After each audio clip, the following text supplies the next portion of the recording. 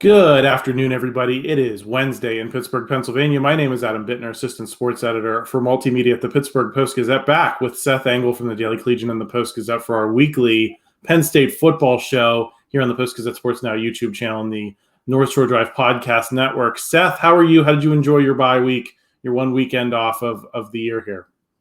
Yeah, bye week was it was spectacular. Got to be home for Northwestern when I was in Chicago, and then I got a week off. So this has been a nice little extended vacation, but looking forward to getting back into some game coverage weekend. Absolutely. We got some Big Ten schedule talk to get through here first, though, before we get into UMass this weekend. Last week, the Big Ten announced not dates, but they did announce the opponents that Penn State and every other Big Ten team is going to play home and away beginning next season, 2024, when the conference adds the four Pac-12 teams, USC, UCLA, Oregon, and Washington. Lots of interesting stuff, Seth.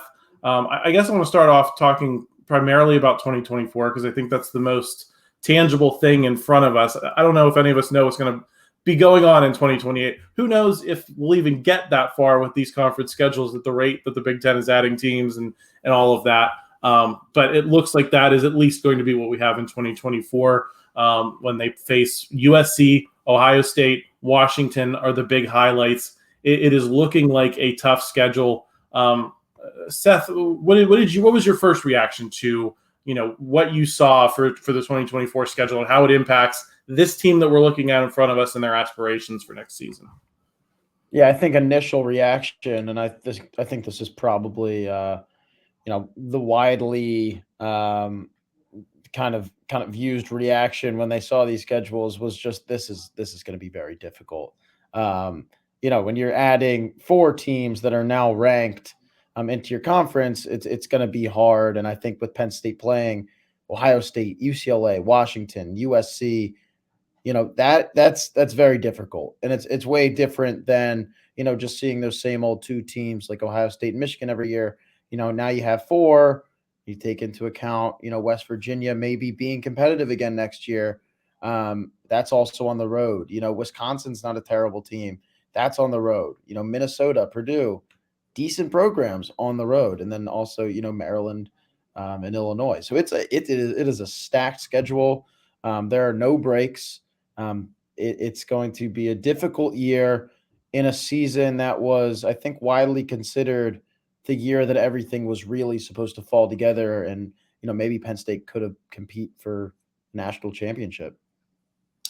Yeah, I saw you and Zach Allen talked on, I guess, a Daily Collegian podcast. Zach Allen was a Penn State intern for us this past summer, and you guys were posing the question to each other of, is it tougher for Penn State to make a 4-team playoff this season or to make a 12-team playoff next season with that pretty loaded schedule compared to what we've been dealing with in 2023, which has been just kind of waiting for those Ohio State and Michigan games to show up.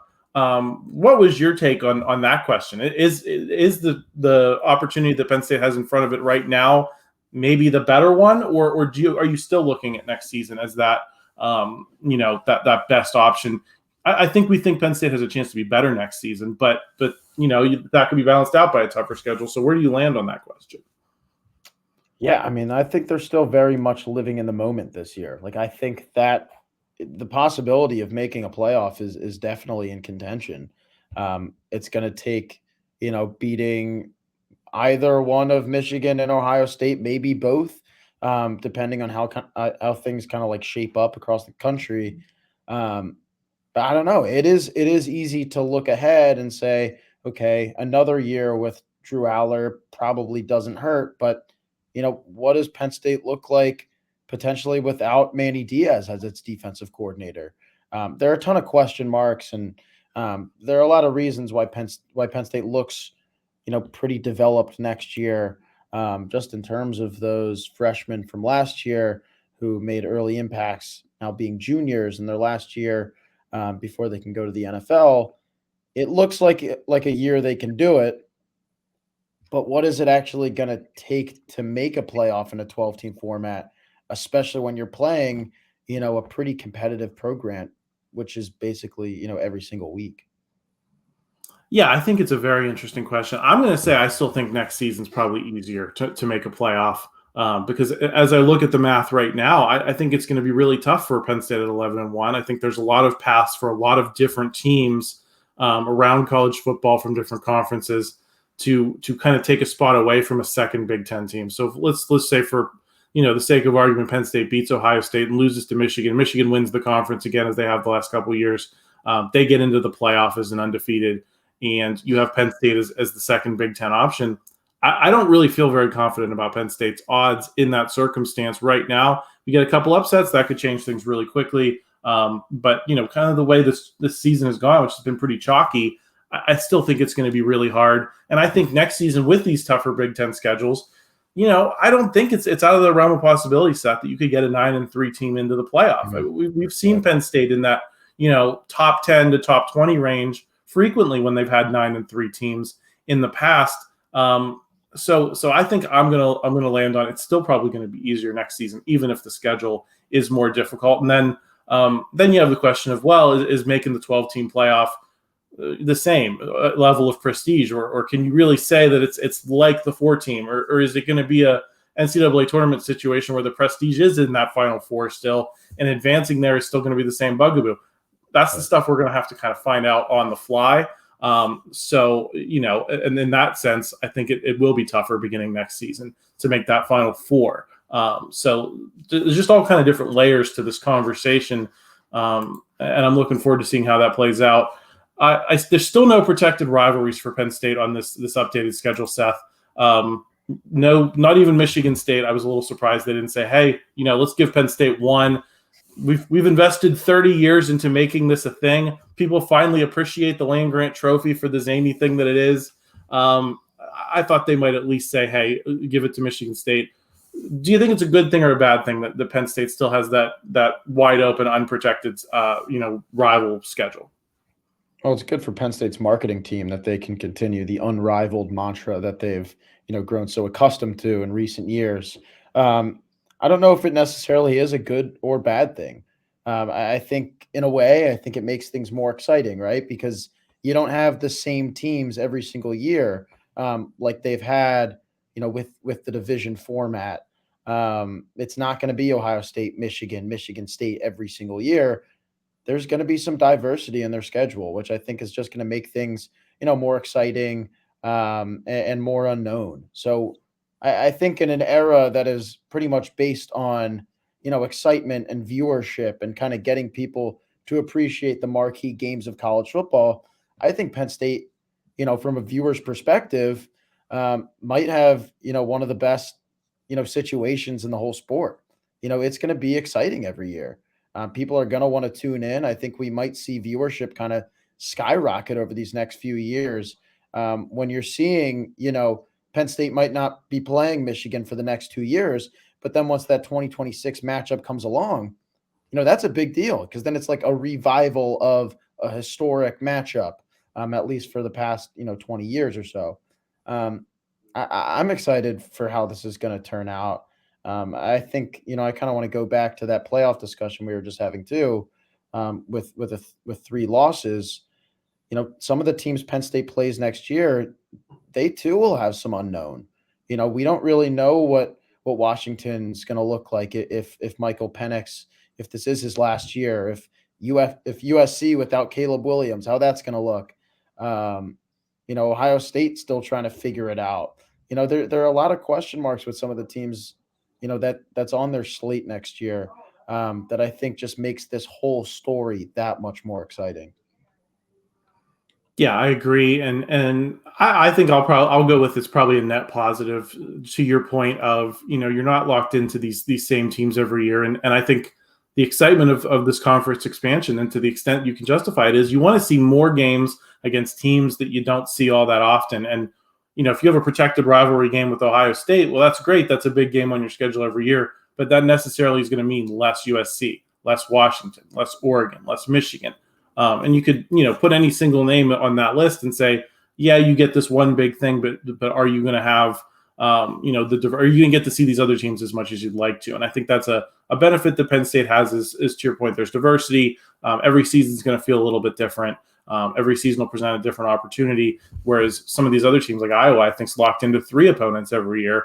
How many times are they actually going to get to see USC and the likes of them? And I think, Audrey Snyder was writing about this in The Athletic, that a lot of Penn State fans have been hoping to have Nebraska on the schedule more because they've only gotten to make one trip there since Nebraska joined the Big Ten. That was in 2011. They played in Lincoln in 2020, but those games didn't have any fans. And the next time you're going to have them on the schedule, it's going to be 17 years since that first trip to Lincoln as Big Ten opponents. I think that's what Penn State's getting to avoid is no longer. You're going to get those trips to Eugene regularly. You're going to get those trips to Seattle regularly. You're going to have the chance to make those cool road trips much more frequently than other Big Ten teams. So I think it's a net positive as well. But again, we'll see how it plays out. We're living in an environment that is very different from the one we will inhabit a year from now. So none of this is, I think, an ink. You mentioned 2024 being tough. How does West Virginia figure into that for you? Are you feeling better or worse about Penn State's outlook next season based on what you've seen from West Virginia this season and knowing you're going to have to go to Morgantown next season? I think I'm definitely feeling worse when you look at this conference slate and then you say, oh, well, Penn State has to go to West Virginia next year, a decent West Virginia team this year, borderline, a ranked team right now, which could potentially boost Penn State's resume down the road. That's tough. I kind of look at Michigan too as a team that they have to play Texas next year and Fresno State. Those are ridiculously, not ideal non-conference matchups. And then you take into account their conference games. It's going to be hard. And Penn State has a little bit of that with West Virginia. It's not Texas, but it's a real program and it's on the road.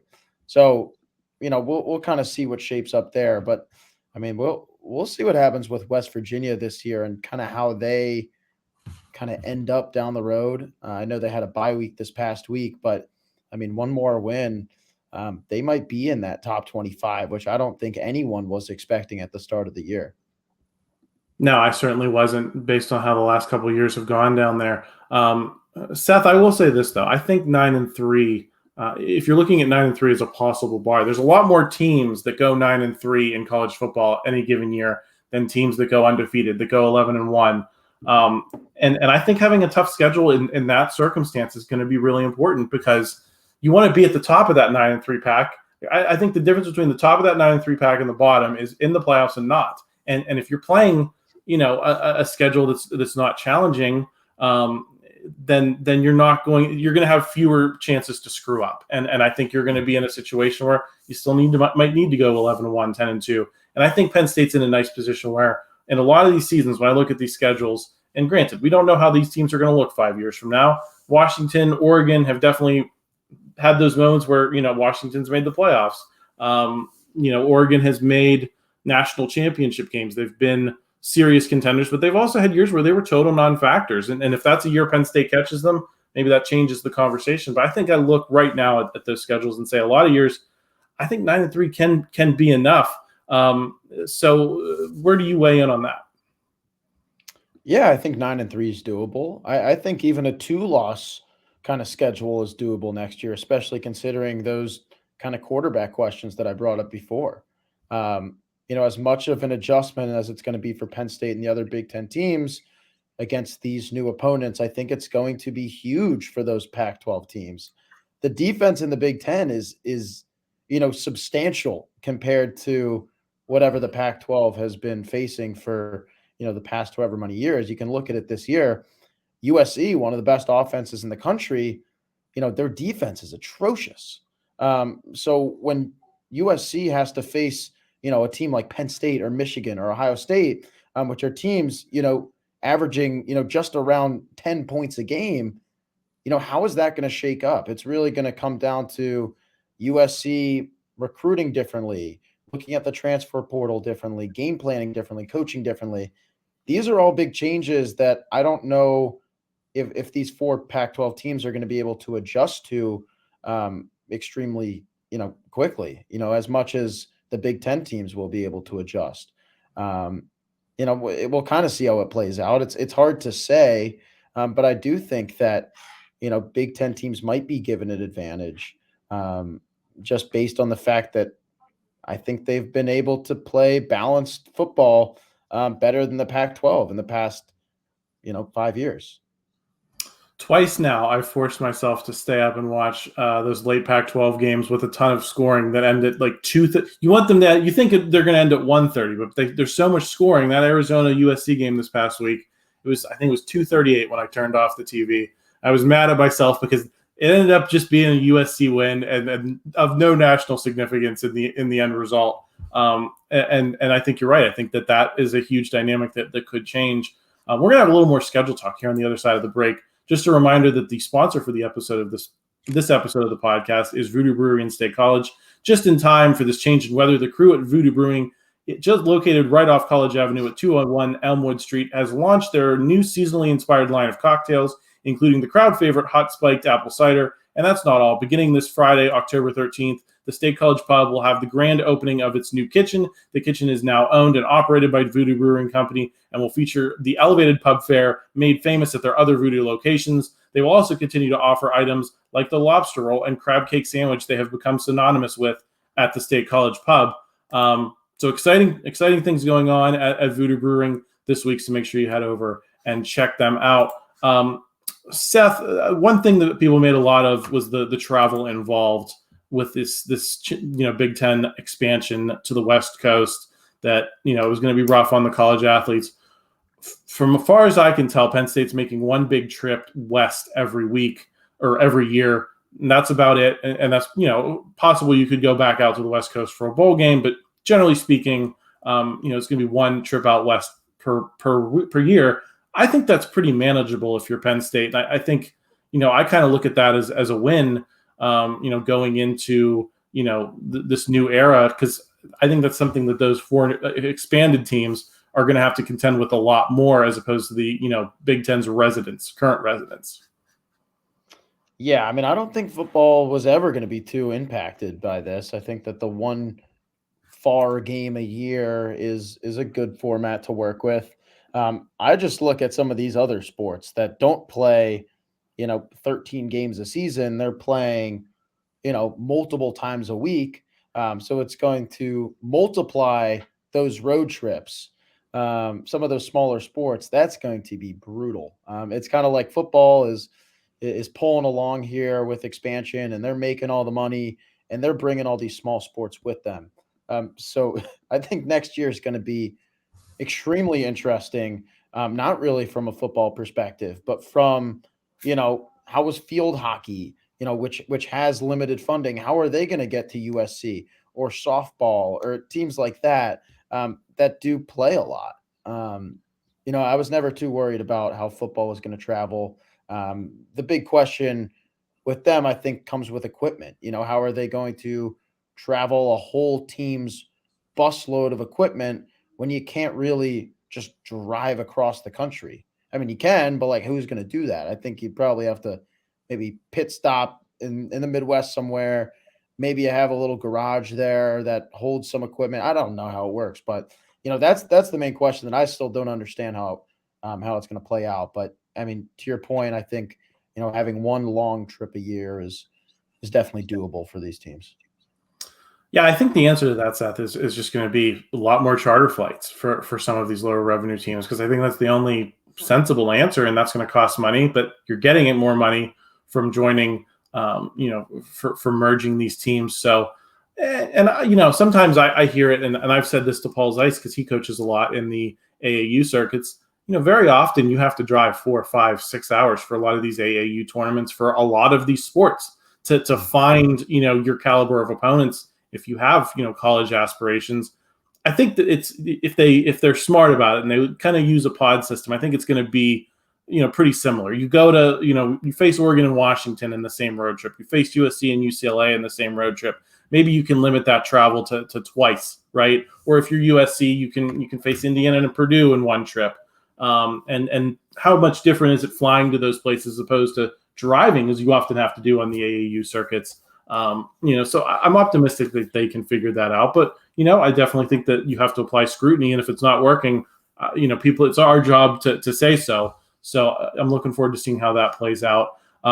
Seth, another reason I think Penn State's in an advantageous position here, not so much on the football field, but in terms of this, the pageantry of the game, is you're going to get these Pac-12 teams coming in from the West Coast, and I'm going to guess they're not going to be in a lot of big noon kickoffs because that'd be 9 a.m. local for those teams. And so when you have USC coming to Happy Valley, when you have Oregon coming in, I think those are going to be probably more 3:30 and late kicks that I think the fans prefer for big games. They like the day to build, as opposed to these conversations you and I have had over the past couple of years of, big noon Saturdays coming in for the Penn State Michigan game this season. Last year, the Ohio State game was at noon, and I know that bummed a lot of people out. Those games were not the whiteout. Now I think you maybe get to reset a little bit, Seth, and have a whiteout for USC because you're not being forced to play at noon by TV. Is that an added benefit that maybe has gone under the radar as we've talked about what matters on the football field? Yeah, I think that's absolutely gone under the radar. That's something that should be really exciting. When Penn State plays, USC, UCLA, Washington next year, these are games that are most likely going to be, maybe the primetime kick. I think this is what the Big Ten wanted all along when they signed a deal with NBC was to go Hollywood. They're going Hollywood geographically by pulling in some of these teams, but they're also going Hollywood by going primetime. This is what people are going to be watching. People want to see, Penn State play USC, on the road. People want to see whiteouts with UCLA and Washington, and continued rivalries with Ohio State, which have already done, great in terms of viewership numbers. I think that's a really exciting part of this whole thing. And I think a lot of people kind of get, lost in the whole change of it and the noise of it all. But on its base, expansion, it could be really fun. These are going to be really exciting matchups on great broadcast networks at ideal times, most likely. And, I'm excited to see how it plays out. I just think there might be a little too much anxiety right now with how it will turn out, that people aren't really seeing the full benefits to it. Yeah, I hope it leads to a revival of the 3:30 kickoff time, Seth. I think Penn State plays there this week against UMass, but that'll be the first time all season this season. Then you're going to have noon against Ohio State. You're going to have noon against Michigan.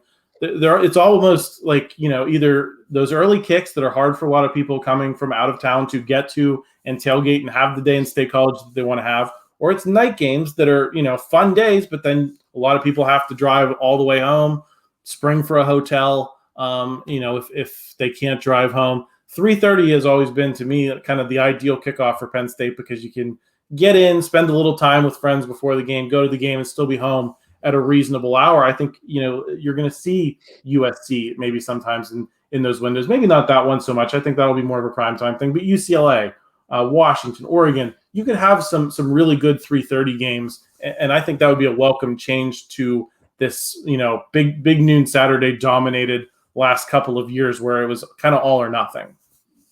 Yeah, that's kind of why they bring in CBS too, which is the king of the midday broadcast. And I think they did a pretty good job when they had their turn with Penn State. I think a lot of people have problems with the way that Fox does their broadcasts. I think NBC kind of put on a spectacle with West Virginia. I think CBS did a pretty good job, and Fox, it's noon, and you kind of know what you're getting there. I'm looking forward to seeing some more CBS broadcasts because they have such a limited history with the Big Ten. It'll be cool to see, maybe some more 3:30 kicks, especially with some of these big teams.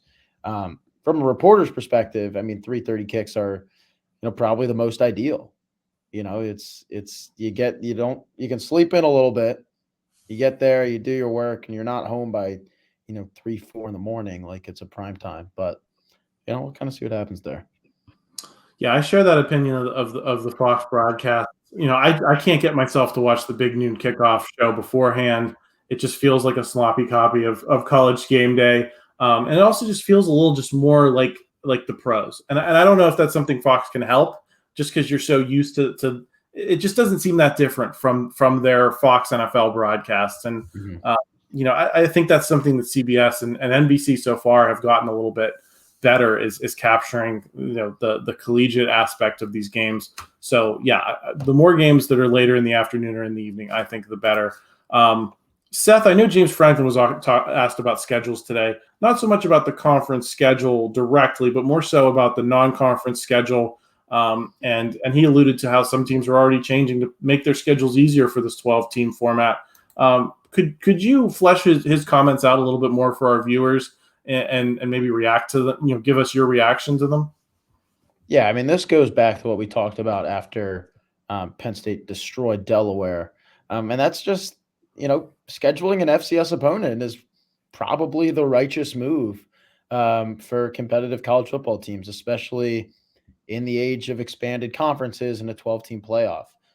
As Franklin alluded to after the Auburn game on the road last year, and as he repeated, a couple times this year, scheduling a tough non-conference opponent when you're trying to go undefeated is just kind of unnecessary. Penn State could play, 3 kind of bottom feeder non-conference opponents and still have their normal Big Ten schedule with Ohio State and Michigan.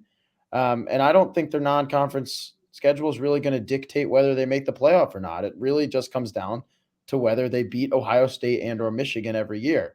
At least that's how it's been in the age of a not expanded Big Ten. So that's basically what that was about. And, I think we will start to see as the expanded Big Ten comes into play and these schedules have now rolled out until 2028. I wouldn't be surprised if multiple teams, buy out of their game contracts.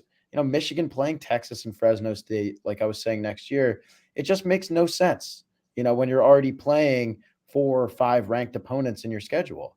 Like if it makes no sense to me. I mean, if you're trying to go undefeated, maybe lose 1 or 2 games, it does nothing to schedule a big matchup like Texas. What do you think it means for other Power 5 teams, though, being on the schedule, like a West Virginia this season, like Pitt, that was on the schedule from 2016 to 19, like Syracuse? They just signed the deal for Syracuse, knowing full well there was going to be a 12-team playoff. Is that a series that you see them reevaluating? I know they're going to Temple. I think that probably falls more in the category of non-Power 5, even though a lot of people are interested in that matchup because it's an in-state matchup. But do you think we're going to see at least teams in that mid-tier on this schedule anymore? Or do you think you could see a pivot completely away from Power 5 teams, or at least, true bottom feeder Power 5 programs that are just kind of hanging on and really toward the bottom of the standings and not competing for anything like Pitt has done in the ACC in recent years, like West Virginia's hoping to do this year? Yeah, it's kind of interesting you bring up Pitt because I feel like that's a discussion that people have every year is, oh, is Penn State afraid to play Pitt? It's like, no, they're not afraid to play Pitt. There's just no reason to play them. And I don't think that's going to change at all once you add Oregon, Washington, UCLA, and USC to your schedule. It only makes things harder. There's no reason to add, a relatively competitive ACC program. West Virginia, was a little ballsy to add to the schedule, given that, they've been competitive, in recent years as well. It's been a couple, rough years for them. And, but it wasn't that long ago that they were, competing in some pretty high profile bowl games. So to schedule years in advance a game like that, that's difficult. And I think that we're going to see less and less of that as the years kind of go on and we move into this 12-team playoff format. Also, because in that playoff format, that's where you're going to get those marquee non-conference matchups. That's the goal. The field is bigger. It's just going to be that's where you want to do it. You don't want to lose your season in week 2 or the season opener. You want to potentially end your year on a high note on one of the biggest stages in the sport. Yeah, I mean, I can see that argument. I can also see the argument that, listen, you're asking people to pay to go to these games. If you start serving them, a quarter of the total schedule and maybe even half of the home schedule being against non-Power 5 opponents. In the years when you only have 4 Big Ten home games. I think there might be some angst about that. If you don't get your big game of the season at home until late October, November, so I wonder how the viability of that from a ticket sales standpoint. And we know that that's a crisis point for a lot of college football programs, less so for Penn State. Penn State has done a pretty good job of selling out regardless of opponent, but for a lot of other Big Ten teams, I wonder how you're going to balance. We got to sell some tickets. We got to bring some teams people want to see, and we also, want to win as many games as we can. The math is going to be interesting to watch play out. Seth, I'm going to get you out of here with a couple quick questions. First of all, what do you need to see against UMass this week? Kind of a game I think we both expect Penn State to win handily, but there's still, as we've talked, I think we've kind of beaten to death that we haven't seen explosiveness from this offense. Is that really the number one thing? Is finally see it kick into gear and finally see some big runs, some big throws, and kind of dispatch this team with true ease? Yeah, I'm going to say it again for what's probably been, the third or fourth straight week is, Nick Singleton and Katron Allen, one of them, they need to break off for a 20-yard rush. It's been, I don't understand why it's not happening. The pass blocking's been great. The run blocking is not. Singleton, Allen, they're not necessarily creating their own holes either. It's 20 yards. They've gotten close. I need to see that against UMass this week to gain any sense of confidence moving into Ohio State week. Other than that, trust between Drew Allar and the wide receivers. I think it should help if Harrison Wallace III comes back healthy this week. He was out at Northwestern, played limited against Iowa. They didn't look kind of connected. The receivers and Aller, they didn't look great at Northwestern, which was a team that they should have, potentially found their explosiveness against UMass. You got to do it. I think maybe a week off, maybe a week to look over some stuff, hopefully should have helped for them, but we kind of won't know that until they step on the field on Saturday. Those are my two. And, the defense should just keep doing what it's doing because they've been spectacular. And, Manny Diaz is, probably working better than I think we ever could have imagined he would. So those are my 3 cents. Anything stand out to you, Seth, from the Maryland-Ohio State game especially? I think we both talked about that last week as a possible intriguing matchup, or Michigan and Minnesota in prime time. Michigan really looked dominant by the end of that game. I'll go first. I think Ohio State seems to kind of be developing its template that you see a lot of weeks where they kind of just play with their food a little bit in the first half, and you start to convince yourself, hey, especially a quarterback like Talia Tagovailoa can make some throws, can make some things happen. Maybe they could really be on upset alert here if you were watching at halftime. But then Ohio State just seems to have that avalanche of points at the end of games. We saw it last season at Beaver Stadium. Did you get the sense watching that game that Ohio State is rounding into form a little bit? Maybe not at the best time for Penn State? See, I don't know if they are, though, because I do look at that first half and that, that makes me kind of worrisome that they might not be as legit as maybe people think they are. Talia didn't play his best game at all on Saturday. I think he threw a couple interceptions. And Maryland was still in that game for, 3 quarters of action there. Ohio State, they didn't look great to me, and I do understand what you're saying, where they kind of come to life at the end of games. But when you're facing a team like Penn State, who's able to really dissect your offense for all 4 quarters, offense is maybe a little more of a question mark. That could be a problem. You can't really wait for something to happen against this Penn State defense if you're Ohio State. It's going to have to be, attack right away and keep attacking for all 4 quarters. And I just think I think Ohio State hasn't done that, at least through the early portion of the season, and definitely not this past Saturday. Yeah, I think, I'm kind of with you. I'm kind of with, I kind of have those doubts in the back of my mind, just watching a game like that and thinking back to that Penn State Ohio State game last season. Not the same caliber of team that they beat this week by any stretch, but it just played out similarly, and kind of you tell yourself exactly what you said, but then you have those doubts creep into your mind. So it'll be interesting to see that play out. You and I will have a lot more to talk about that Penn State Ohio State matchup next week on this show. You and I will both be in Columbus in 2 weeks to watch Penn State and Ohio State at the Horseshoe. I'm looking forward to it. It's going to be my first game in the press box in some time, Seth. So rest up and looking forward to seeing you next week and then in Columbus.